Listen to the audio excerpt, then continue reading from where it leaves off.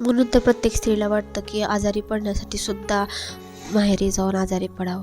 त्याला सांगते काय झालं, सकाळी भाजीला शेंगदाणे संपले म्हणून दुकानातून जाऊन शेंगदाणे आणले, भरलेली वांग्याची भाजी केली, 4-5 चपात्या केल्या आणि एक भाकर केली.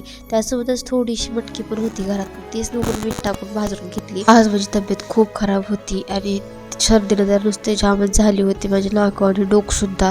त्यामुळे मला असं वाटत होतं की कधी सगळी कामं आवरते आणि जाऊन झोपते, मग कशाचं काय बाकीची कामं का संपतच नाहीत.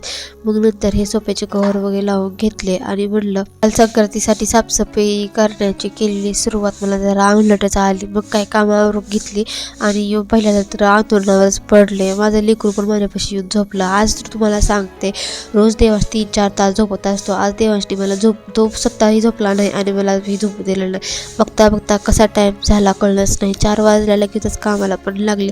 आता दुःख जरी असलं तर आपली कामं आपल्यालाच करावी लागणार. आजारी पडण्यासाठी खरंच माहेरी जावं लागतं असं प्रत्येक स्त्रीला वाटतं, कारण एरवी तर असं काही निवांतपणा नसतोच, पण आजारी पडल्यावर सुद्धा निवांत शांतपणे आजारी सुद्धा पडता येत नाही. आयता चहाचा कप नाही, एक पाण्याचा तांब्या भरायला सुद्धा आयता भेटत नाही. तिची ती उठून कामं करावीच लागतात. त्यासाठी प्रत्येक मुलीला माहेर पण असावं, मला तर असंच वाटतं. कामं सगळी आवरून घेतली आणि पहिल्यांदा फ्रीजकडे गेले, अद्रकीचा तुकडा घेतला आणि मस्त कडक अद्रकीचा चहा करून पिला.